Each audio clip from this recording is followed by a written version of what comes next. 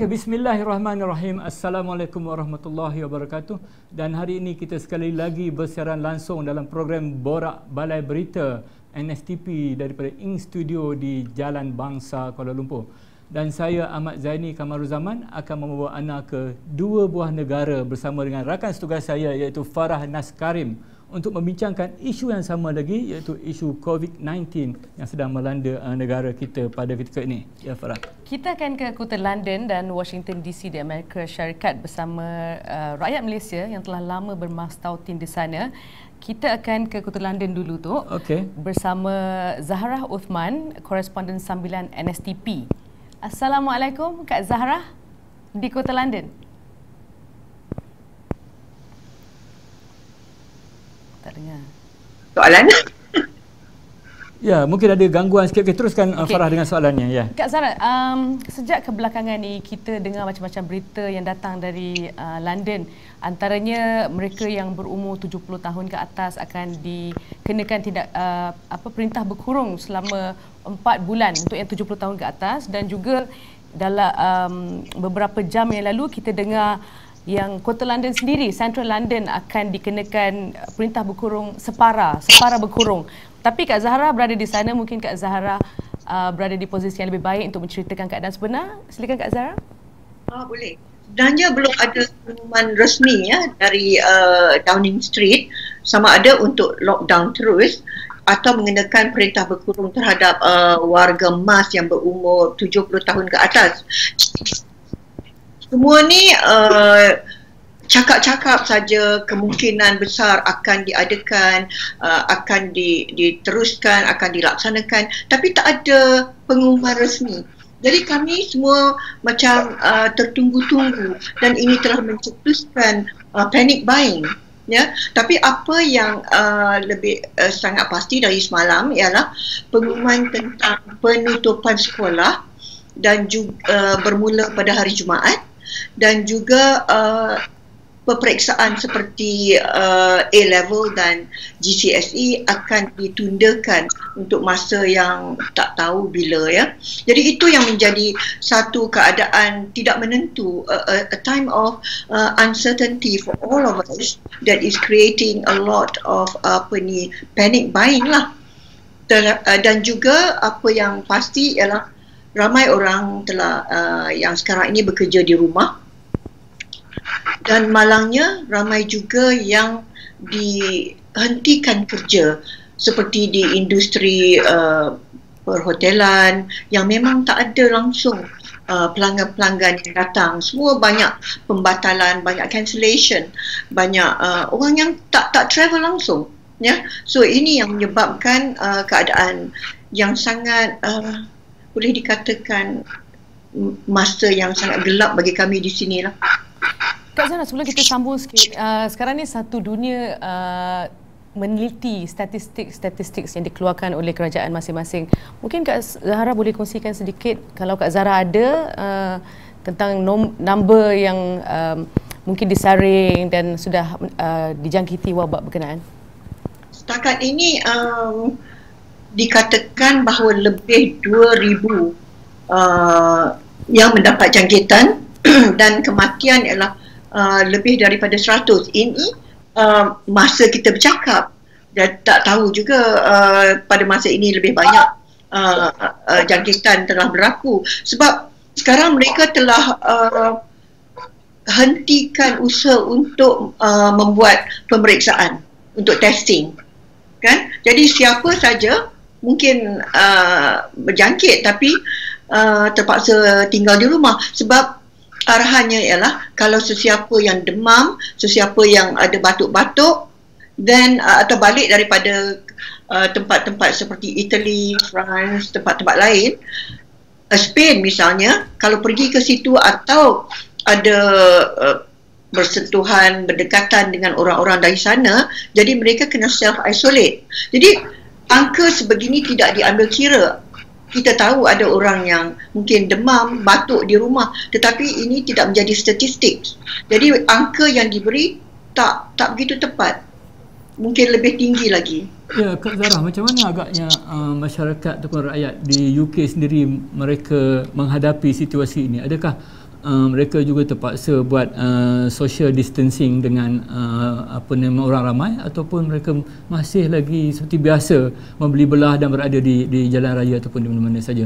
Macam di Malaysia baru saja kita masuk hari kedua kita kerajaan memutuskan untuk membuat perintah kawalan pergerakan, dan nampaknya di Malaysia agak kelang kabut sikit. Agak ramai yang tidak mengikuti perintah ataupun larangan yang ditetapkan oleh kerajaan. Macam mana agaknya di UK sekarang ni? Saya rasa di mana-mana saja orang tak akan dengar larangan ini. Di London belum ada apa-apa larangan, tetapi ada nasihat untuk social distancing. Namun kalau kita tengok di bandar di kota London, memang tak ada orang.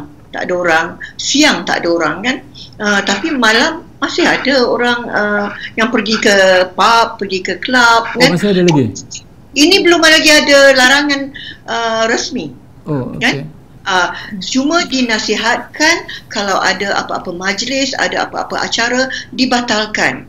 Kalau bagi kami sendiri, kami dalam keadaan di mana kami sedang menyediakan ataupun ada majlis-majlis perpisahan untuk High Commissioner Malaysia yang akan tamat perkhidmatan di London. Jadi banyak majlis untuk mengucapkan selamat tinggal kepada High Commissioner kami tak dapat dijalankan, dibatalkan. Ya, sebelum ini ada berjumpa, tapi memang ada majlis untuk majlis farewell untuk High Commissioner dan isteri. Kak pun dah sebut mengenai dengan High Commissioner kita di London. Agak-agaknya berapa besarlah komuniti Malaysia yang ada di UK ataupun secara khususnya di London dan beberapa bahagian lain di negara berkenaan? Susah nak katakan, sebab walaupun beberapa kali High Commission Malaysia telah menghantar arahan ataupun panduan untuk warga Malaysia mendaftar di High Commission, tetapi tak ramai yang berbuat demikian. Dalam keadaan-keadaan seperti misalnya bombing, pengeboman di London dulu, dan keadaan kebakaran, memang dinasihatkan supaya mereka berdaftar, sebab senang kita nak kesan kalau ada orang yang terlibat. Tetapi jarang sangat. Bila ada keadaan macam ni, baru orang nak register. Yang banyak yang register ialah para pelajar, sebab mereka mesti register. Dan seminggu lalu memang High Commission telah menghantar borang untuk pelajar Malaysia yang berada di sini untuk mendaftar sekali lagi. Jadi tak ada jumlah yang tepat. Agaknya apa reaksi rakyat Malaysia yang sana tu, yang di sana yang sudah diminta supaya mendaftar diri, dan macam mana reaksi mereka berkenaan dengan wabak yang melanda sekarang? Pada mulanya ada yang tertanya mengapa nak kena register. Jadi kan saya tak faham mengapa ada sikap sebegitu, sebab kalau mengikut pengalaman saya dalam keadaan tragedi pengeboman dulu, jadi kita nak tahu siapakah rakyat Malaysia yang terlibat, jadi kita High Commission bertempur lumus untuk mencari adakah orang mangsa yang terlibat dalam pengumuman itu. Tapi kan oleh kerana tak ada detail, tak ada contact number, mereka tak dapat berbuat demikian. Jadi ada yang terpaksa pergi ke hospital, pergi ke hotel, pergi tanyakan jiran-jiran dan kawan-kawan sama ada mereka ini selamat atau tidak. Jadi saya rasa pendaftaran ini sangatlah perlu dalam keadaan sebegini. Kak Zahra dah berada di sana lebih 40 tahun, betul? Ya. Okey, dan mungkin di sekitar komuniti Kak Zahra, walaupun di sana belum ada sekatan-sekatan, macam mana kehidupan rakyat Malaysia di sana? Adakah diorang sendiri melihat macam apa yang dilakukan di Malaysia, pergerakan yang terhad, mereka sendiri mengaplikasikan benda itu di sana macam mana? Okey, sejak perkembangan yang amat pesat tentang dengan berita mengenai perkembangan COVID di London ini, maka kami begitu prihatin, telah menghadkan segala pertemuan, perjumpaan sosial. Kami selalu juga berjumpa, dan misalnya di Malaysia,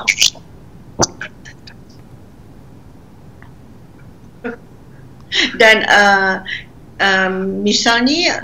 misalnya di Malaysia Hall telah pun tutup solat Jumaat kepada orang ramai, dan juga Sofa College. Mungkin ramai yang tak tahu, Sofa College adalah satu-satunya masjid Melayu, masjid untuk masyarakat Melayu di London, di mana diadakan kelas Quran, kelas macam-macam diadakan di situ, ya. Jadi semua ini telah ditutup buat sementara waktu. Itu satu. Tapi semalam saya diberitahu oleh pengusaha kantin Malaysia Hall, Puan Hairani, bahawa masih ada orang yang datang untuk makan di kantin, kerana mereka ini adalah pelancong-pelancong dari Malaysia yang kebetulan berada di sini, dah tempah percutian, jadi mereka datang dan mereka akan teruskan perjalanan ke Eropah. Tapi buat masa ini Eropah pun dah tutup sempadan, sama ada mereka boleh pergi atau tidak, tak tahulah. Jadi sepatutnya mereka balik sajalah, sebab kemungkinan negara-negara menutup sempadan ni dah sangat menjadi satu kenyataan. Ya, Kak Zarah, kawan-kawan saya pun sedang berada di UK sekarang ni, mereka melancong ke sana, dan mungkin juga Kak Zarah boleh share dengan penonton-penonton kita apa agaknya yang diorang komunikasi dengan kedutaan ataupun dengan Kak Zarah sendiri sebagai orang lama di UK especially, ya. Okey, saya sendiri telah mendapat mesej, panggilan daripada kawan-kawan yang mempunyai anak-anak yang belajar di sini, ya. Jadi mereka sangat risau tentang keadaan sekarang, keadaan yang tak menentu. Kalau dikatakan lockdown terus, tak apa, ini tak menentu, kita tak tahu bila akan berlaku. Jadi kalau misalnya anak saudara saya yang kebetulan bercuti di sini dan untuk melawat anaknya, dia dijadualkan pulang pada 24 hari bulan. Tetapi dia takut kalau ada lockdown, dia tak akan dapat pergi ke Heathrow. Sebab dia sekarang dikata di Oxford, dia tak dapat datang ke London.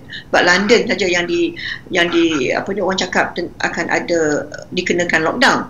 Jadi itu satu. Dan satu lagi yang pasti bagi dia ialah dia akan membawa pulang anaknya yang belajar di Colchester. Sebab dah tentu, dah pasti universiti akan tutup dan mereka akan adakan remote learning. Yeah. Banyak universiti dah ada remote learning. Agaknya nasihat Kak Zarah lah kepada apa tindakan yang patut mereka ambil lah, yang sama ada melancong di sana especially, apa tindakan yang patut mereka ambil pada ketika ini? Adakah perlu pulang, buat persediaan untuk pulang, ataupun terus kekal di sana? Macam mana agaknya Kak Zarah punya pandangan? Bagi diri saya sendiri, patut pulang. Sebab kita tak tahu bila airport akan tutup atau penerbangan akan dihentikan. Sebab sekarang pun ramai yang cuba, anak saudara saya cuba nak tukar penerbangan balik ke Malaysia, tetapi untuk membuat nak tukar tiket saja, satu tiket adalah £500 lebih untuk seorang. Bayangkan. Oh, just nak tukar tiket saja. Nak tukar? Hanya nak tukar tiket saja £500. Tukar tiket saja £500 lebih untuk seorang. Itu satu untuk pergi balik je. Ya. Ya. Jadi kan mahal. Jadi kalau orang ada kemampuan, okey. Kalau tak ada macam mana? Jadi saya rasa kalau nak balik tu dalam 2-3 hari ini, saya rasa kerajaan Britain tak akan kata serta-merta diadakan lockdown. Ya. Mungkin dia akan bagi beberapa jam atau 1 hari. Jadi kalau ada sesiapa yang berada di luar London, buatlah perjalanan balik, duduk dekat dengan Heathrow, berkampunglah di situ untuk pulang. Cuba dapatkan tiket untuk pulang. Okey, Kak Zara, kalau saya boleh kembali ke topik yang Kak Zara sendiri bangkitkan tadi mengenai kehilangan kerja ramai orang di sana. Adakah perkara ini membabitkan warga Malaysia yang bekerja di sana? Mungkin Kak Zara ada dengar cerita-cerita macam tu? Ya, pasti sekali. Sebab semuanya kerja dalam misalnya dalam industri perhotelan, industri makanan, ya, restoran. Restoran telah Tok Din datang ke rumah saya semalam. Memang kurang sangat pelanggan di kedai Tok Din yang begitu masyhur, ya, terkenal dengan pelancong-pelancong Malaysia Hall sendiri. Dan ada malangnya ada restoran-restoran yang akan tutup. Restoran Malaysia yang tutup. Ya, dan berbalik kepada masyarakat Malaysia yang Farah atau Datuk sentuh tadi, kami adalah masyarakat Malaysia Melayu yang sangat rapat di London. Jadi dalam keadaan begini kami telah menghubungi warga-warga tua, ya, yang ada di London, mereka yang berumur 80 lebih, ada beberapa. Jadi ada yang tinggal seorang diri, ada yang tinggal dengan anak. Tapi jadi kami menghubungi mereka untuk mengetahui sama ada tak makanan, cukup tak makanan. Misalnya saya hubungi seorang kakak, dia berumur 84 tahun dan dia kata memang dia tak ada makanan dan dia tak tahu pun akan ada perintah berkurung untuk warga yang berumur lebih 70 tahun. Jadi saya menghubungi seorang lagi kawan yang duduk berdekatan dengan dia telah membeli barang-barang untuk kakak ni. Jadi untuk dia okey. Ada seorang lagi yang lebih menyedihkan ialah si suami berumur 70 lebih, sakit, dan isteri pula berada di nursing home, sakit. Buat masa ini kerana dua-dua orang dalam apa yang digolongkan sebagai vulnerable people, sebab mereka berpenyakit, kan, keadaan ada medical history, jadi mereka tak dapat untuk melawat, suami tak dapat melawat isterinya lagi buat masa ini. Kalau dikenakan perintah berkurung selama 4 bulan, maksudnya dia tak dapat melawat isterinya selama 4 bulan. Ini yang sangat sedih. Anak sendiri tak dapat melawat ibunya, walaupun untuk memberi makanan kena tinggalkan di luar saja, di nursing home. Jadi saya rasa keadaan begini sangat-sangat sedihlah. Kak Zara, mungkin Kak Zara boleh ceritakan sikit. Kak Zara ni untuk makluman, dia dianggap sebagai penghulu rakyat Malaysia yang berada di sana. Jadi Kak Zara selalu berhubung dengan pihak kedutaan. Mungkin kes-kes seperti mereka yang terkandas sedang menunggu di Heathrow contohnya.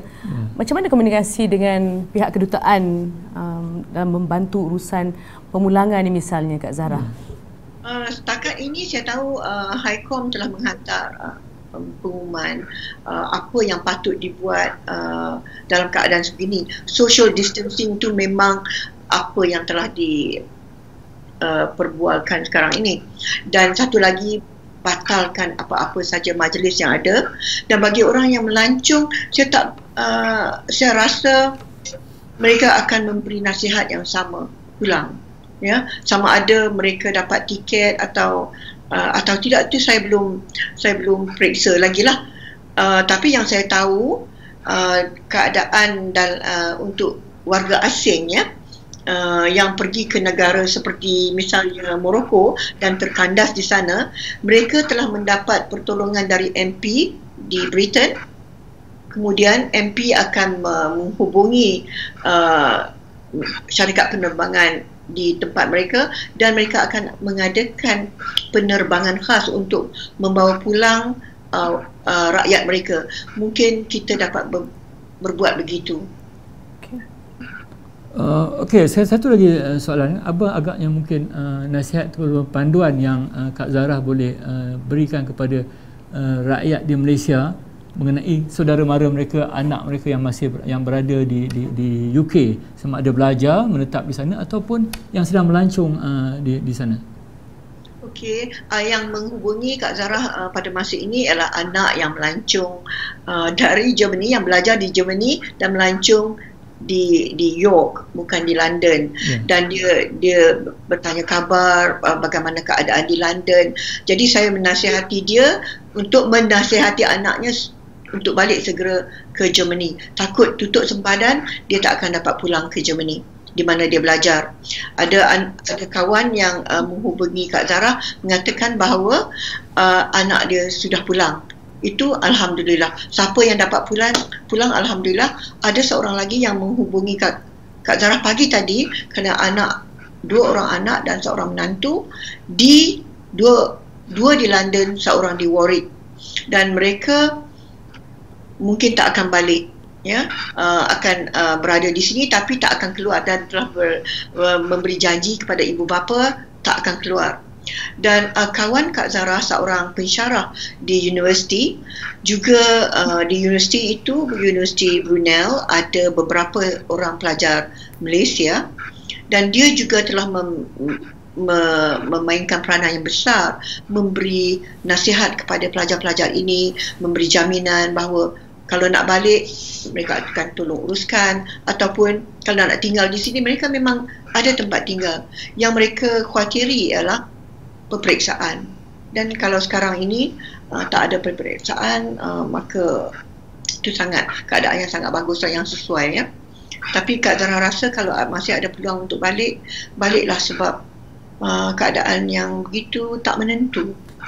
Tapi saya juga berpendapat mereka boleh buat keputusan sama ada balik ataupun tinggal di sana buat sementara. Sebab di negara kita sekarang pun ada juga isu mengenai wabak ini yang menular juga di negara kita, dan sehingga setakat hari ini angka yang latest angka ialah 900 orang yang terkena jangkitan, dan kita punya angka masih lagi tetap 2 yang telah pun meninggal dunia. Mungkin pada pandangan Kak Zahra, sama ada dia boleh stay back di sana atau balik di sini pun belum pasti lagi keadaan di sini. Dan sekiranya pula airport kita tutup sepenuhnya daripada luar, walaupun setakat ini hanya menghalang pelancong-pelancong ataupun rakyat asing untuk masuk, tapi rakyat Malaysia boleh masuk. Agak-agak macam mana agaknya keputusan yang kita lihat yang lebih sesuai? Saya pun tak tahu berapa pasti. It's very difficult thing to say, because sebagai seorang ibu, Kak Zara akan mahu anak-anak Kak Zara bersama Kak Zara dalam keadaan yang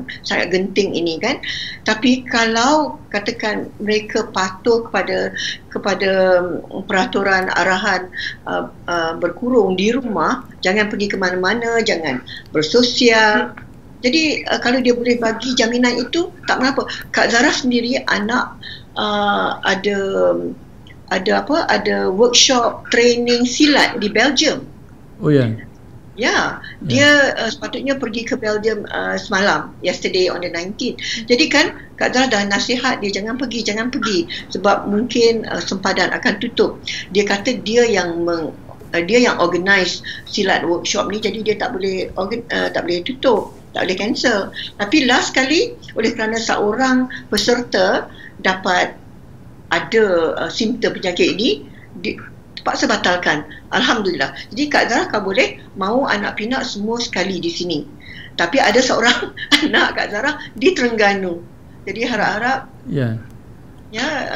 keadaan dia alhamdulillah okey. Ya Kak Zara, kita terpaksa menghentikan kita punya secara langsung dengan Kak Zahra di London pada ketika ini sebab kita akan ke New York, Washington DC. Ke Washington DC bersama seorang lagi warga kita di sana, juga seorang wartawan yang lama, tak veteran sangat, berada di DC, Washington DC. Dan untuk itu Farah boleh ucapkan terima kasih kepada Kak Zahra, ya. Terima kasih banyak Kak Zahra.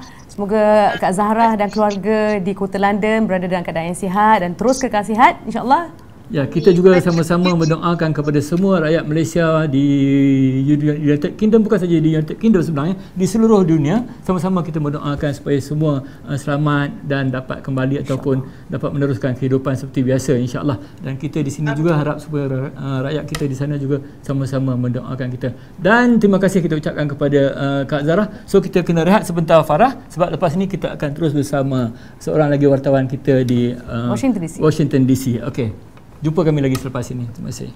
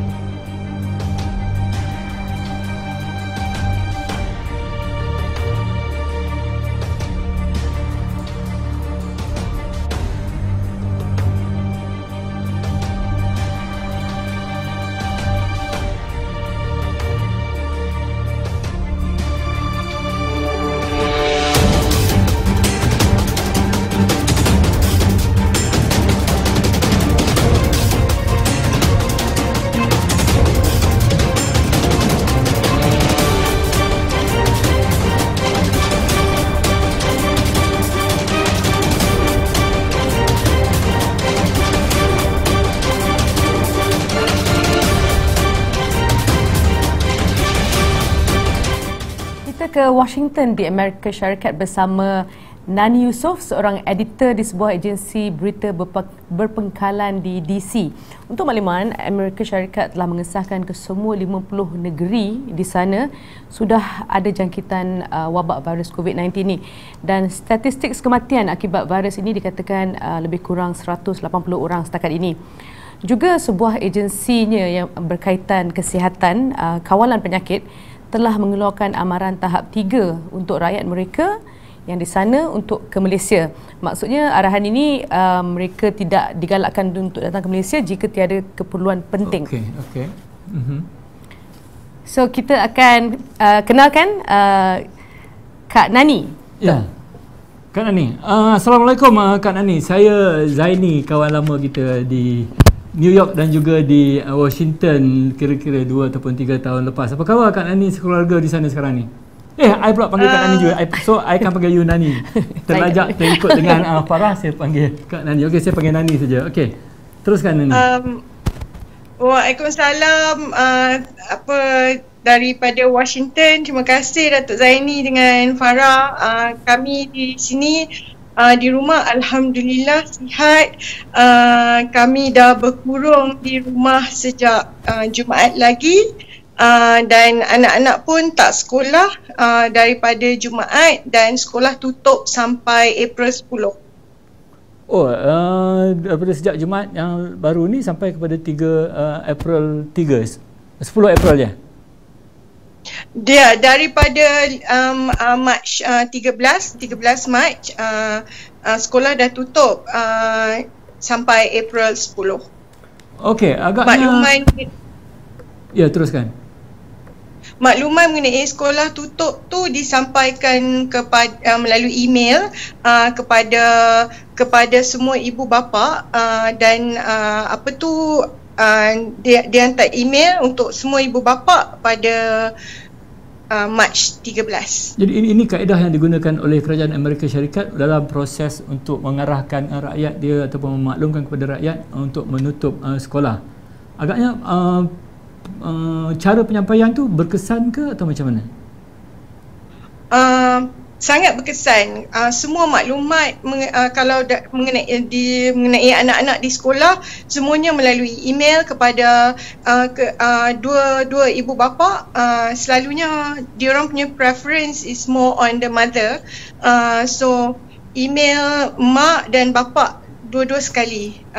Bukan saja pasal perkara-perkara penting macam ni, tapi maklumat mengenai anak di sekolah, kalau perangai anak sekali pun akan di-email terus cikgu pada parents, and then apa aktiviti sekolah nak buat bila sekolah tutup, dan maklumat ni akan disampaikan bukan dalam bahasa Inggeris, tapi as semua kita tahu bahasa Spanish adalah yang kedua terbesar di sini, dan juga bahasa-bahasa lain, bahasa Arab, Korea, dalam banyak bahasa.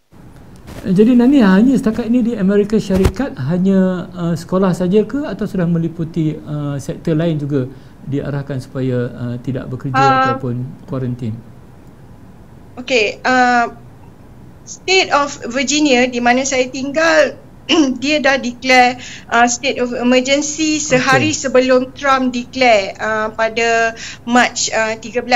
So kami dah banyak macam bila Trump declare, banyak yang banyak dah bekerja dari rumah, and then sekolah tutup, banyak benda-benda, banyak pejabat kerajaan tutup. Bila Trump declare semua tutup tapi dia bukan lockdown, dia panggil national emergency, which orang masih lagi boleh keluar tapi tak boleh berkumpul ramai untuk macam lebih daripada 10 orang, seperti macam Malaysia buat jugalah. Tempat-tempat penting dan tu boleh lagi kita pergi, tak ada lockdown kata tak boleh keluar. Tapi orang US ni, dia punya keprihatinan dia sangat tinggi. So bila ada declaration macam ni, dia orang duduk dekat rumah lah. tak keluar sangat. Ada pun kalau dia ikut macam ikut peraturan, ada jugalah. Bukan bermakna yang tak ikut peraturan, tapi ada juga tapi sebab keprihatinan dia tinggi. Ya, okey. Di Malaysia pun hari ini ialah hari kedua perintah kawalan pergerakan yang diumumkan oleh Perdana Menteri Tan Sri Muhyiddin Yassin baru-baru ini. Reaksi daripada masyarakat kita agak berbeza. Ada yang mematuhi, ada yang mengikut peraturan, tapi dalam masa yang sama juga mereka masih lagi bergerak keluar, pergi beli belah barang-barang, dan walaupun bukan untuk keperluan sebenar. Agaknya di Amerika sendiri ataupun di kawasan di Virginia tempat Nani tinggal tu, reaksi dia agak boleh dikatakan positif ataupun masih ada lagi yang tidak berapa mengikuti arahan ataupun larangan yang ditetapkan oleh pihak kerajaan. Ada juga, bukan kata tak ada, tapi macam saya katakan, those yang isi rumah yang prihatin, dia duduk kat rumah lah. Yang tak prihatin tu masih ada keluar, tapi yang nak buat benda-benda penting tu masih boleh buat lagi. Cuma macam supermarket, dia ada hours untuk orang tua. Untuk lepas tu dia ada macam dia letakkan, macam kalau beras berapa bungkus you boleh beli, 2 bungkus je. Dia ada macam regulation yang telah ditetapkan. So kalau you boleh beli 2 bungkus je lah you boleh beli, tak boleh beli banyak. Panic buying dah ada dah dekat US. Bukan selepas atau bila Trump dah declare, tak. Panic buying dah happen like 2 minggu sebelum ni. And then sebab bila kita tengok state of Washington di sebelah barat, yang pertama COVID dikesan, dan di sebelah timur kita tengok New York. So orang banyak jangkitan COVID ni. So orang dah start ada fear, and then dah ada concern. So memang ada panic buying dah start sebelum 2 minggu sebelum ni pun dah ada. But then the authorities ataupun macam pengurusan supermarket sendiri dah letakkan, okey, kalau nak beli ni, orang ni boleh beli macam ni, berapa. Dan hours sekarang ni, hours dekat supermarket dah dipendekkan, and then dia ada hours untuk elderly, dan macam tu lah dia letakkan syarat-syarat untuk nak ni. Macam dekat McDonald dia buka, tapi orang kata delivery dan tak ada delivery, pick up. Kak Nani sama je. Kak Nani pun macam Kak Zara dah lama berada di sana, dan hubungan Kak Nani dengan kedutaan sangat baik, dan kami tahu Kak Nani rajin berkongsi di sosial media perkembangan terbaru yang disalurkan, yang Kak Nani salurkan kepada pengikut sosial media Kak Nani. Mungkin Kak Nani boleh kongsikan sedikit dengan penonton kita cerita-cerita rakyat Malaysia di sana, pasal kami rasa ramai pelajar Malaysia di sana, setahu kami.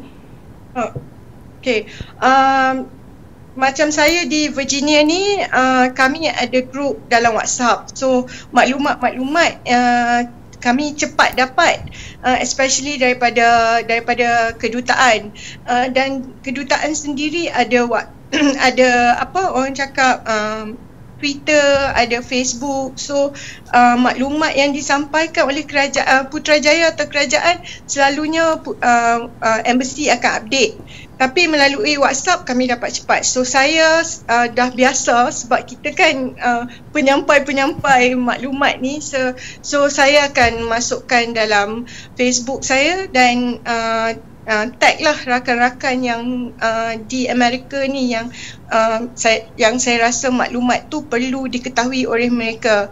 Macam yang untuk pelajar, memang ramai pelajar yang saya dapat ketahui ada asrama yang dah tutup, dan kebanyakan mereka kes-kes mereka di-handle oleh kita punya Education Malaysia dekat embassy, dan beberapa rakyat Malaysia, especially on apa tu yang dekat area-area universiti juga orang offer untuk shelter pelajar-pelajar Malaysia kat dekat maksudnya yang tak ada tempat untuk nak duduk lah. Yang bagi mereka tempat tinggal sementara ni siapa? Orang ramai di sana ke macam mana? Rakyat Malaysia. Kebanyakannya rakyat Malaysia. Ada macam a few Malaysian yang offer untuk rakyat Malaysia yang untuk pelajar Malaysia, rumah mereka mungkin diorang ambil 1-2 orang. Ramai penduduk tetap rakyat Malaysia sebagai penduduk tetap di Amerika. So pelajar Malaysia ada yang dah kenal dengan some of it. So bila ada benda-benda macam ni, rakyat Malaysia sendiri tampil untuk tolong pelajar Malaysia. Dan kedutaan pun macam Ustaz Faizal Tan, dia yang in charge education kat sini, dia pun keluarkan message melalui WhatsApp yang kata okey, kita ada pelajar macam ni, ada tak orang yang nak bantu dan nak ni. So kita sebagai pemas tautin ni, kita offer lah, ya, maknanya Farah, rakyat kita di sana sentiasa bantu-membantu kan, dengan macam kawan kita Nani ni yang banyak membantu menyampaikan mesej apa semua, dan begitu juga dengan kedutaan kita. Alhamdulillah lah Farah, sebab ada orang seperti Nani dan juga rakyat-rakyat Malaysia yang lain yang prihatin untuk membantu rakyat kita di sana ya. Pastinya. Okey, saya nak tanya satu lagi soalan Nani ya, yang jika kerajaan Amerika mengumumkan perintah berkurung ataupun mengetatkan lagi pergerakan di sana, adakah rakyat Malaysia di sana bersedia untuk menghadapi keadaan itu? Of course, kita sebagai pemas tautin di sini, kita kena ikut the health protocol yang kerajaan tetapkan, enforcement by the authorities. Of course kita ikut, dan kita kena bersedia lah untuk kalau macam kami sebagai pemas tautin tetap, dia bukan boleh kata bila kerajaan kata okey kita nak buat balik rakyat Malaysia, we have to think also, nak balik ke tak nak balik ke, kita kena buat keputusan. Mungkin kalau orang yang macam pelajar Malaysia, they will just say okey kita akan balik, tapi macam saya kena fikir macam-macam hal, sebab kami dah bermas tautin. Macam saya dah 16 tahun kat sini. So banyak benda yang nak fikir, dan apa pun kita ikut apa yang enforcement by the authority, dan persediaan tu saya rasa semua orang perlu bersedia lah untuk nak hadapi sebarang kemungkinan. Farah, kalau begitulah keadaannya, orang ataupun rakyat Malaysia seperti Nani inilah yang mungkin boleh menjadi rujukan kepada rakyat Malaysia dekat sana pada ketika ini, sekiranya perlukan maklumat yang boleh menghubungkan sesama rakyat Malaysia di sana ya. Farah ya? Ya, mungkin Kak Nani juga boleh kongsikan kepada kita, Kak Nani jauh di sana, kehidupan sebelum dan semasa termasuk sekarang ni di bawah berkurung ni. Keadaan berkurung ni. Saya rasa of course masa sebelum ni semua kita boleh buat, kita tak payah nak risau, kita tak payah nak berhati-hati. Tapi sekarang ni macam kena risau, kena berhati-hati. Macam pejabat saya sendiri, kami telah dimaklumkan sejak awal lagi yang kami perlu bertugas secara remotely. Tapi sebab kami dah biasa macam saya dah biasa kerja remote, and then telefon dan laptop yang diberikan oleh office dah ada semua sistem yang ada, sistem komunikasi, ada untuk berkomunikasi ya. So bagi saya tu tak ada masalah.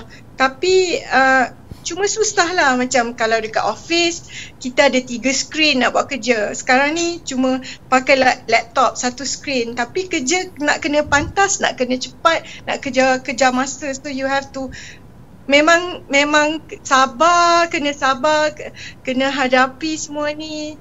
Macam kalau dulu kita boleh bawa anak-anak nak keluar pergi park, nak pergi main, nak pergi makan.